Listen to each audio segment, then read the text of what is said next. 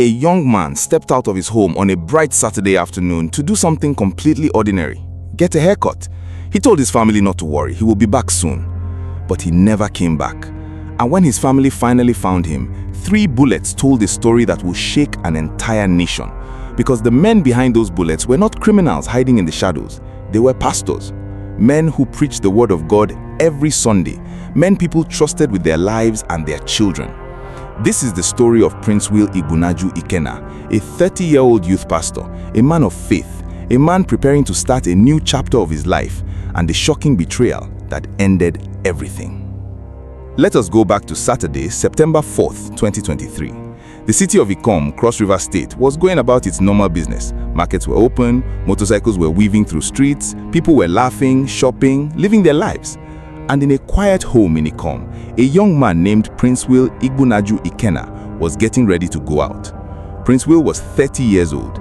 He was not just any young man, he was a devoted member of the Redeemed Christian Church of God, the RCCG, where he served faithfully as a youth pastor.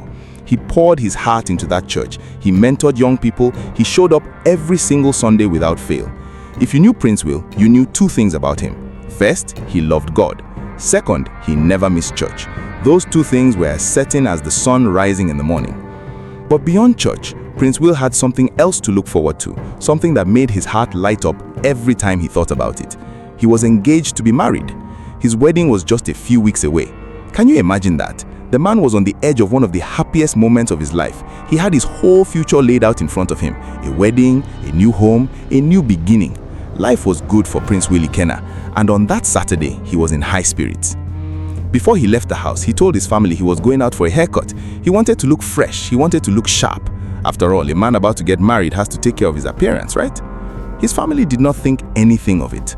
It was such a small, normal thing. A haircut. You go out, you sit in the barber's chair, you come home. Simple, routine, nothing dangerous about it. Nobody told him to be careful. Nobody feared for his safety. There was no reason to. This was Princewill. He knew his city, he knew his people. He was just going to get a haircut.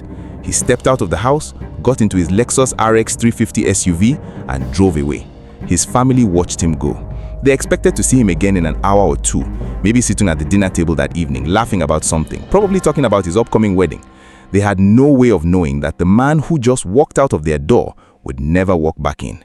That was the last time anyone in his family saw Princewill Ikenna alive. That evening came and went. Princewill did not return home. His family waited. Then they started calling his phone. There was no answer. Maybe he stopped somewhere. Maybe he ran into a friend. Maybe he was at a church meeting. They told themselves different things to stay calm. But as the night grew darker and darker, and there was still no word from Princewill, the worry they had been pushing down began to rise up. By Sunday morning, the family's worst fears had taken hold. Princewill had not come home the night before. But even more alarmingly, he was not at church. Now, for most people, missing a Sunday church service might not mean much, but this was Princewill Ikenna. This was a man who had never, not once, missed his Sunday service. His mother immediately knew that something was terribly wrong. Before the service was even over, she stood up and left. She went straight to Princewill's house and knocked on the door. No answer. She asked his neighbors. They told her the words that broke her heart wide open.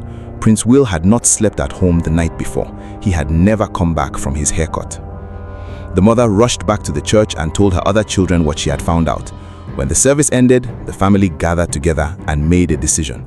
They went to the Ikom police station to file a missing persons report. But the response they got there was frustrating. The police told them to wait. Wait 24 hours, they said. If Princewill still hadn't shown up or contacted anyone by then, they could come back and the police would take it further. The family left the station with heavy hearts. 24 hours felt like a lifetime when you didn't know where your loved one was. But they had no choice. They went home and they waited, praying with everything inside them that Princewill would call or walk through the door, or that this would all turn out to be some kind of misunderstanding. It was not a misunderstanding. On Monday morning, before they could even return to the police station, a phone call came in. Princewill's father received it. The caller said something no parent should ever have to hear. They told him to come to a place called Grassfield. They needed him to come and identify a body. The father's hands must have shaken as he ended that call. He immediately reached out to his sons. Together, they made a painful decision. They wouldn't tell their mother, not yet. They didn't want her to panic. They wanted to see for themselves, still holding on to the hope, no matter how small, that it was not Princewill. They drove to Grassfield in silence, each one praying the same prayer. When they arrived, that prayer was unanswered. The body lying in Grassfield was Princewill Igbunaju Ikenna, their son, their brother, their pride. He was gone, and the sight before them was devastating. Princewill had been shot 3 times in the head, 3 bullets. Whoever had done this had made sure he would not survive, and his Lexus RX 350 SUV, the car he had driven out of the house just 2 days ago on a simple errand, was nowhere to be found. In that terrible moment, standing over the remains of their beloved Princewill, the Ikenna family understood one thing clearly. This was not an accident. This was not a random act. Someone had targeted Princewill, ended his life, and taken his car. They had been planning it. They had been waiting for him. And now, the Ikenna family had a decision to make. Would they accept this loss and move on, or would they fight for justice with everything they had? They chose to fight, and that decision is what changed everything. Grief can break people. It can silence them. It can make them accept the unacceptable just because the pain is too much to carry. But for the Ikenna family, especially for Ernest Onyeka, Princewill's younger brother, grief became fuel. And in the hours after they confirmed that Princewill was gone, Ernest remembered something. Something his brother had once mentioned in passing. Something that at the time seemed like a small, unimportant detail. But now it was the most important thing in the world. Princewill had installed a tracking device in his Lexus RX 350. Ernest moved fast. He went to Princewill's house and started going through his documents, searching for any paperwork connected to the tracking company. The house was quiet. Everything was still in its place, the belongings of a man who had expected to come back. Ernest pushed those thoughts aside and kept searching, and he found it. The contact details for the vehicle tracking company. He called them immediately. The company told him to hold on for about 30 minutes while they located the vehicle. Ernest sat with that phone in his hand and waited. 30 minutes had never felt so long. When the tracking company finally called back, the news they delivered sent shockwaves through everyone in that room.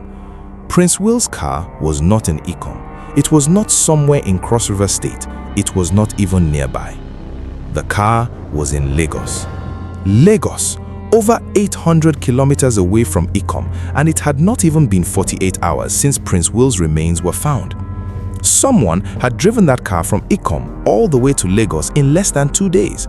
That meant whoever took the car wasted no time. The moment Princewill was gone, they were already moving, already running, already trying to put distance between themselves and what they had done. This was not a random robbery that went wrong. This was a planned operation, and the people behind it thought they had gotten away clean.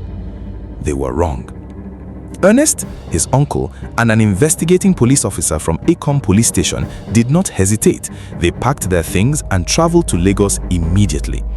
When they arrived, they connected with the tracking company, and a staff member met them and led them directly to a mechanic workshop. And what they found at that workshop took their breath away. Princewill's Lexus RX 350 was right there, but it was barely recognizable. The car was being repainted, it was being modified, the body panels rearranged, the appearance changed, so that anyone looking for it would not be able to identify it as the same vehicle. Someone was covering their tracks, erasing the evidence, turning a murdered man's car into something untraceable.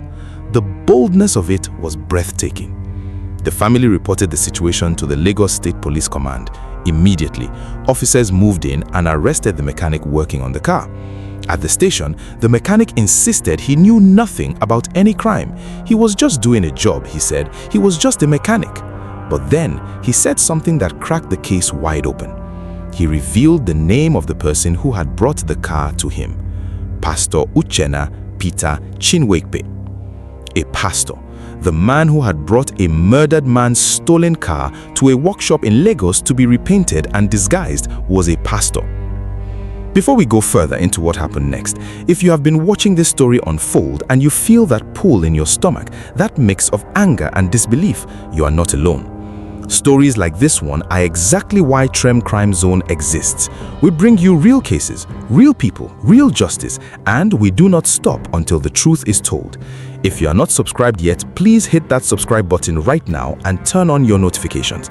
Every week, we bring you a new case that will leave you thinking, talking, and demanding better. Subscribe to Trem Crime Zone because justice starts with awareness. The police acted quickly. They instructed the mechanic to call Pastor Ikenna and lure him back to the workshop under the pretense that there was something to discuss about the car.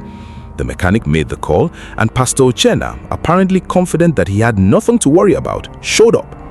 The moment he walked through that workshop door, officers moved in and placed him under arrest. At the police station in Lagos, Pastor Ikenna was questioned, and from the very beginning, his answers were suspicious. He told the police that the car was a gift from one of his church members. The police asked him to name which church member had given him such an expensive vehicle, and Pastor Ikenna said something that nobody in that room could believe. He said he could not remember who gave it to him. He received so many gifts from so many members that he could not keep track. A Lexus RX 350, a luxury SUV, and he could not remember who gave it to him. The police were not buying it.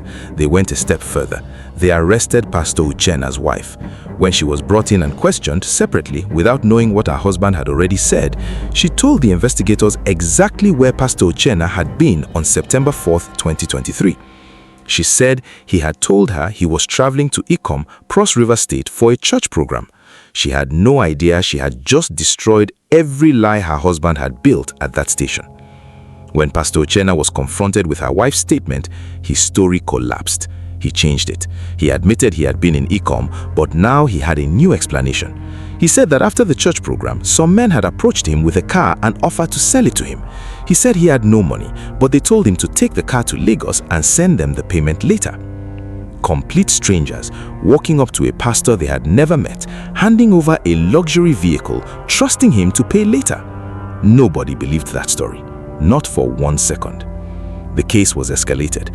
Ernest and his uncle reported the matter to Panti Police Station in Lagos, one of the state's major command units. And when Pastor Ikenna arrived there for further questioning, something interesting happened. Several officers recognized him. One reportedly said, "Pastor, you have come again." This was not his first visit. Pastor Ikenna had been arrested before multiple times for various offenses. This man was not an innocent pastor caught in the wrong place. He had a history. Under intense interrogation at Panti, the walls came down. Pastor Ikenna finally confessed. He admitted he had indeed been in Ikom on September 4th, 2023, at the invitation of another pastor, Pastor Kingsley. He said that after the church event, he, Pastor Kingsley, and 2 other men named Elvis Intui and Barry had ambushed Princewill. He said he was present when Princewill was shot. He claimed it was Elvis who pulled the trigger, Elvis and another person he called Barry. And after Princewill was gone, Pastor Ikenna said he was the one who drove the Lexus RX 350 from Ikom all the way to Lagos that same night. A pastor driving a dead man's car through the darkness from Cross River State to Lagos, trying to disappear into the city, trying to make it all go away. But it was not going to go away because the Ikenna family was not done. When Pastor Ikenna's confession came out, many people thought that was it. The case was solved, the guilty man had confessed, justice would follow. But as investigators dug deeper into Pastor Ikenna's phone records, they found something that nobody expected. A name that kept appearing again and again in his call logs and messages. A man that Pastor Ikenna was clearly very close to. A man who went by a title that his followers had given him. They called him "My Father, My Father." His real name was Pastor Valentine Aloysius. And the more the police looked at him, the more disturbing the picture became. Years before this case, Pastor Valentine's church had allegedly been raided by authorities. During that raid, according to reports, 3 human skulls were discovered inside the church premises.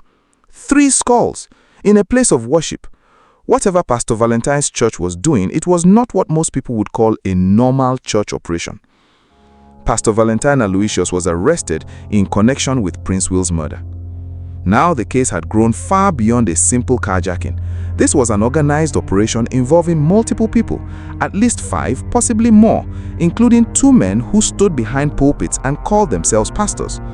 The suspects who had been identified were Pastor Ikenna Peter Chinwekpe, Pastor Valentine Aloysius, Elvis Ntui, Barry, and Pastor Kingsley. 3 of those 5 were still on the run.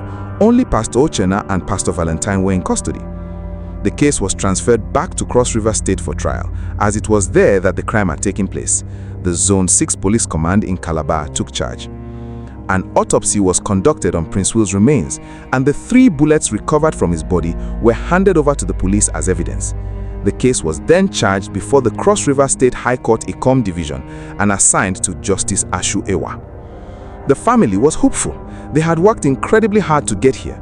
They had tracked the car, traveled to Lagos, pushed through the confusion and the delays, and now the men they believed were responsible for Princewill's death were facing a court.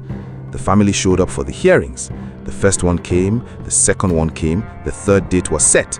Everything seemed to be moving. Slow, but moving. Right now, pause for a second and do something for me. In the comment section below, write the name Princewill in all caps. Just that one word. It is a small thing, but it matters, because when this family fought for justice, they were fighting to make sure that name was not forgotten. Write Princewill in the comments and let this family know that you see them, you hear them, and you stand with them. And then, 2 days before the third hearing, the family's lawyer received a phone call. The court date had been changed. No explanation, no real notice, just the date is different now. The lawyer pushed back. He said 2 days was not enough warning. He could not rearrange his schedule on such short notice. He could not be there. And then something happened that left everyone speechless. On that new, unannounced court date, the date the lawyer had said he could not attend, Justice Ashu Ewa reportedly released both Pastor Ikenna and Pastor Valentine on bail. The reason given? Health grounds. The 2 pastors were not feeling well. The family was devastated. But then Ernest Onyeka did something smart. He sent someone to Lagos. He sent a person to go and check on Pastor Ikenna, this man who had supposedly been released from custody because he was too unwell to face trial. What that person found was Pastor Ikenna standing at the front of his church in Egbeda, Lagos, preaching a full Sunday sermon.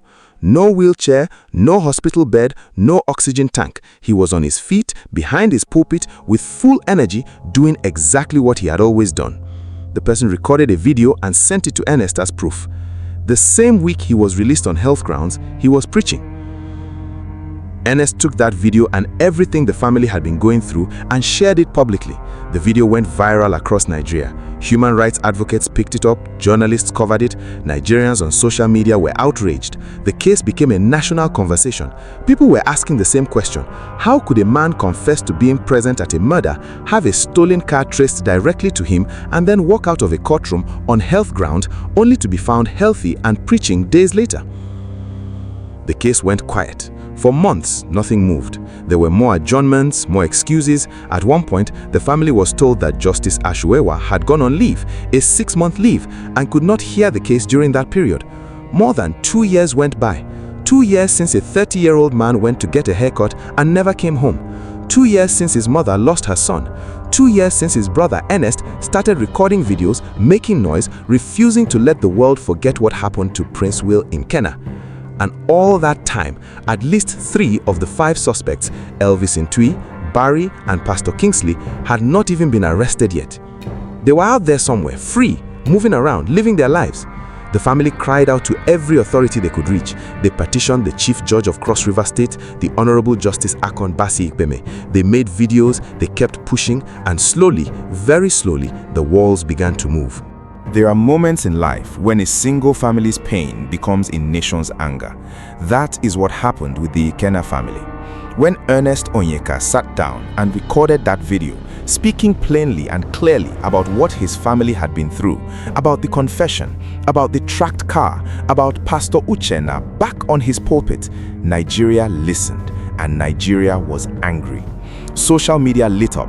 Human rights activists shared the video thousands of times. People who had never heard of Ikom, Cross River State, were suddenly talking about Princewill Ikenna. Journalists at major outlets picked up the story. The name Princewill started appearing in newspapers, online platforms, and television broadcasts. The family had been knocking on doors for over 2 years, and now, finally, those doors were being forced open by the weight of public pressure.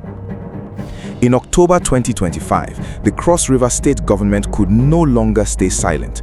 The Solicitor General and Permanent Secretary of the Ministry of Justice, Anthony Okon-Effiong, issued a formal public statement. In it, the government acknowledged that serious problems had occurred in the handling of this case.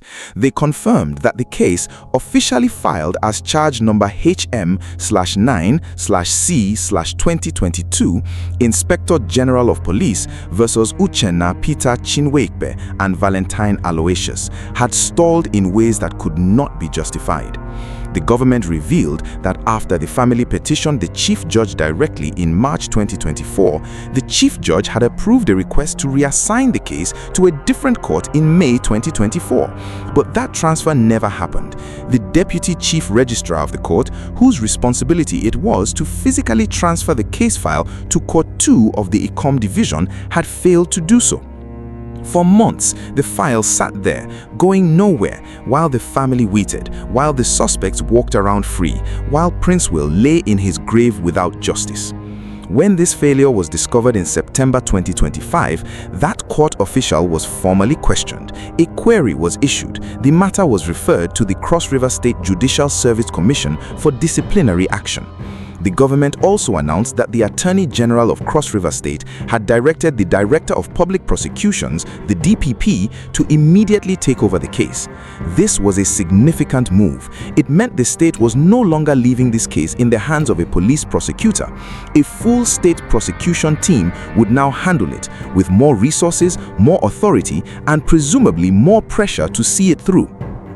The case was reassigned and came up on October 13, 2025 for the rearraignment of the accused. However, Pastor Uchenna, though represented by his lawyer, did not show up in person. The matter was moved again to October 21, 2025, and the government, in the same statement, confirmed that it was actively working with the police to locate and arrest the 3 remaining suspects still on the run: Elvis Entui, Barry, and Pastor Kingsley Effiong. These are the men believed to have been most directly involved in what happened to Princewill on that Saturday night, the ones who were allegedly there when the shots were fired. As of this, Israel Princewill, Nigeria happened to you, Cross River State happened to you, Ikom too happened to you. My name is Ernest Onyeka. I'm from Anambra State. So the person whose picture is on the screen there is Princewill Ikenna. He's my elder brother. So we reside in Ikom in Cross River State. That's where we reside. So on the 4th of September 2023, this my elder brother went to cut his hair. That was on Saturday. He went to cut his hair, and that was the last time we saw my brother alive. So preparing for church on Sunday, we didn't see my brother. We were not staying in the same house, so we didn't see him in church on Sunday. So Momsi was curious because Princewill is a guy that will not miss church for anything. We are there in Christian Church of God. So before church service itself was over, my mom has gone to his own place to ask about him. When she got there, the neighbors were like, Princewill no sleep for house. So, my mom became very curious. Princewill no sleep for house. She came back to church, she told us. So after service, we went to the police station, Ikom police station, to make a report that. So when we got there and made the report, they were like, we should wait for 24 hours. And we said, okay, that means we are coming back the next day, Monday. On Monday before 12 o'clock, by 11 so, my dad received a call that he should come to grass field and identify one corpse. So my dad alerted me, my dad and my other brother, we left without trying to hide it from my mom. So when we got to grass field, lo and behold, that's my brother corpse lying on the floor with 3 bullet wounds on the head. That's the video of his corpse there. Blood everywhere. What would have happened? His car was snatched from him. He's using a Lexus 350 Jeep. Yes, that's the car. The car was snatched from him. Everywhere was thrown into chaos. Everybody was surprised. What would have happened? What would have gone wrong? We came back home trying to hide it from my mom, but mom says mother, she already knew. So while in the midst of all this, so I went to his house to check on some of his documents, maybe the insurance or something. So when I got to his house, as God will have it, I saw a tracking company of the car and the phone number. So I called the tracking company. I explained to the guy what happened, and the guy was like, let me give him 30 minutes, he'll get back to me. So less than 30 minutes time, the guy called me, said he has tracked the car is in Lagos. So I was like, no, Baba, this thing happened in Ikom, Cross River State. Less than how many hours? The car cannot be in Lagos. The guy said, yes, if we doubt, no come Lagos, that the device is showing him Lagos. That's why that evening, me and one of my uncle, we sojourned to Lagos. We arrived Lagos the next day. So I called this guy, the tracker guy. I said, Baba, we are in Lagos. So he said, okay. He told me where I'll meet him. So we met up with him. That's how the guy took me to where my brother's car is.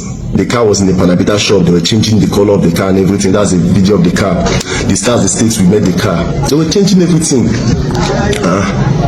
We alerted the police in Meron police station, Lagos. So one Inspector Mata and her team followed us to the Panabita shop. When we got to the Panabita shop, they arrested the Panabita. The Panabita said, now what can they do? So it was one pastor that gave him the car. One pastor, Peter Ikenna, that gave him the car. That's the picture of the pastor there. So the police told him how to call the pastor. So he called the pastor came. Police arrested the pastor. We went down to Meron police station. So when we got to the police station, they asked the pastor, who gave you this car? The pastor said the car and a car gift from one of the church members for Lagos here. And they were like, car gift. Okay, call the member of the member. The pastor was like, they collect plenty car gift too. He cannot remember which of the member gave him this car. The Inspector Mata was like, even if you be president of Nigeria, they give you car gifts, you will remember who give you the car. The guy said he cannot remember. And they were like, the owner of this car was shot in Ikom, Cross River State. This Pastor Peter, which picture on the screen, said he has not been to Ikom, Cross River State before all his life. They said, okay. They invited the wife. The wife got to the police station. You know, our president, they were like asking the wife, say, on the 4th of September, where your husband did? The wife was like, my husband go Ikom to go preach. Now what did my husband tell me? When the two stories did not add up, so my uncle went to Pansi, Lagos. Reported the matter there. The commissioner of police then, one Mr. Abiodun, now alerted Meron police that they should bring the matter back to, bring the man to Pansi. So when they brought the man to Pansi on interrogation, the man now said yes. That on the 4th of September, actually he was in Ikom. One pastor, Kingsley, this man on the screen, invited him for a program. Then after the program, this pastor, Kingsley, and two other guys accosted my brother. That he was there when my brother was killed, but not being killed him. That he called this guy, he said Elvis in Tui, this Elvis, which picture is on the screen. He said it was this Elvis that shot my brother with one other guy called Barry. He said it was this Elvis that shot him, this Elvis that shot my brother. Then they gave him the car to take to Lagos. That he was the one that drove the car from Ikom to Lagos that night. So after all said and done, the commissioner of police said the matter should be brought back to Cross River State for trials. So Zone 6, Calabar was alerted. Then one DSP, EB, Dennis, came down, brought the man from Lagos to Cross River State. We got to Cross River State. The police demanded that the operation should be done on my brother corpse. The 3 bullets should be removed and given to them and all that, of which she did. That's the picture of where they did the operation, where they removed the bullets. That's the picture where they shot him 3 bullets. So we did the operation. We got to Cross River State. This Inspector Dennis was like, this one a small case, since we have gotten the pastor, other people will be brought back to book. After we came back to Cross River State, this matter was charged to court. We got to the court. The matter was charged to Ikom Court 2. We got to court, and it was Judge Eshua Ewa that was presiding over the matter. This Judge Eshua Ewa. We got to the court after the first hearing, the second hearing, and the third hearing. They set a date for the third hearing. Before that set date, they called our lawyer that there is a change of date. And the lawyer was like, change of date? 2 days before court, they are giving me change of date notice that it's impromptu, he cannot make it. Before that change of date issue, that's how this Judge Eshua Ewa released this Pastor Peter Ikenna and one other pastor that was caught with him on health ground. You see, the pastor was not feeling fine. That's why they discharged the pastor on health ground. That's a week they discharged this pastor. I sent someone to his church in Lagos. That's the video the person made for me. That the man was in church preaching. That's the video. The man was in church preaching. This man claiming that it was on health ground. Since then, it has been from one story to another. One time they said the judge went for 6-month leave. This Judge Eshua Ewa was the one that released Ikenna Peters on health ground. Say they bail him on health ground. It's been over 2 years now. We will not be able to get justice on this case. Please, we are writing to everybody to know what happened to Princewill and how this case has been going. We are calling on Nigeria government. We are calling on Cross River State, the governor of Cross River State, Professor Basin 2. We are calling on Cross River State government to look at what happened in Cross River State, and judiciary in Cross River State are not giving us justice. We are calling on the Attorney General of Cross River State, Mr. Charles. This is what happened in Cross River State, and Cross River State judiciary have not given us justice. We are calling on the Chief Justice of Cross River State, my Lordship, Ikom. This is what happened in Cross River State. This is what happened in your state, and we have not been able to get justice. Over 2 years now, and this man is working freely. This Elvis in Tui, the pictures on the screen, is working freely. His family is in Cross River there. They are working freely. And these are people that murdered my brother, and the court let them go on, say, health ground. Since then, we have not been able to get justice. Please, Cross River State government, we are calling on Cross River State government. We need justice for Princewill. We need justice for Princewill. Attorney General of the state, Chief Justice of the state, Cross River State governor, we need justice for Princewill. We need justice for my brother. Yes, today it might be Princewill, tomorrow it could be anybody. These men are parading themselves as pastors and they are killers. We need justice for Princewill. This video, the case is still ongoing. It has not fully resolved. The family has not yet received the full justice they deserve. But for the first time in over 2 years, the weight of public attention, state intervention, and relentless family pressure is pushing the case forward. Now let us talk about what this case really means, because beyond the legal proceedings and the court dates and the government statements, there is a human story here that we cannot walk away from without sitting with it for a moment. Princewill Igbunaju Ikenna was 30 years old. He was a youth pastor. He poured his life into his church, into his community, into the young people he mentored. He had a fiancée. He was weeks away from his wedding day. He had dreams. He had a future. He had a mother who loved him so much she left church in the middle of his service just because she had not heard from him. He had a brother who refused, absolutely refused, to let the world forget what happened to him. And on one ordinary Saturday afternoon, he drove out to get a haircut. That is all he did. He left his house to do the most normal, harmless thing in the world. And men who called themselves pastors, men who stood before congregations every week and spoke the name of God, had already decided that he would not come back home. Think about the depth of that betrayal. These were not strangers to religion. These were not people who had never heard of mercy or justice or the sanctity of human life. They preached those things. They taught those things to others. And yet they plotted and they acted, and they took Princewill's life as casually as stealing a car. Because in the end, to them, Princewill's life and Princewill's car were connected. They wanted one and disposed of the other. That is the lesson this case demands we sit with. A title, whether it is pastor, teacher, doctor, or any other, does not guarantee character. A person can hold a position of trust, wear the right clothes, say the right words in public, and still be capable of terrible things in private. We live in a world where we are taught to trust certain people automatically, but trust must be earned, verified, and watched. Nobody, regardless of their title, is beyond accountability. For the Ikenna family, this case is not about revenge. It is about something much simpler and much more important.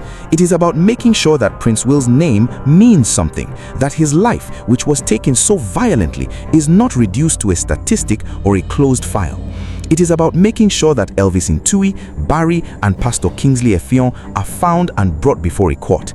It is about making sure that Pastor Uchenna Peter Chinwegbe and Pastor Valentine Aloysius face the full consequences of what they are accused of. It is about sending a clear message that in Nigeria, you can't end a man's life and walk back into your pulpit on Sunday morning and think it is over. Justice for Princewill Ikenna is not finished. It is still being written. Ernest Onyeka, the younger brother who refused to stay quiet, who tracked the car, traveled to Lagos, recorded videos, petitioned the chief judge, and kept going when most people would have given up. You are a reminder of what love looks like in action. Your brother may be gone, but because of you, his story is known, his name is spoken, and those who took him have not been allowed to hide in peace. To every person watching this, every family that has lost someone and is fighting for justice, every young person wondering if it's worth speaking up, every Nigerian who believes that the system can and must do better, let Princewill's story be the reason you keep pushing. Now, the floor is yours. What do you think about this case? Do you believe that Pastor Uchenna Peter and Pastor Valentine Aloysius should face the maximum penalty for what they allegedly did? Do you believe the system failed the Ikenna family? And if so, what needs to change? Drop your thoughts in the comments below. Let us have this conversation together. And if you watch this entire video and you're not yet subscribed to Trem Crime Zone, what are you waiting for? Hit that subscribe button and turn on your notifications. We cover real Nigerian cases, real African stories, real people who deserve to be heard. Every week a new story, every story a push for justice. Subscribe to Trem Crime Zone and join a community that believes awareness is the first step towards change. Like this video if it moved you. Share it so that more people know the name Princewill Ikenna. And we'll see you in the next one.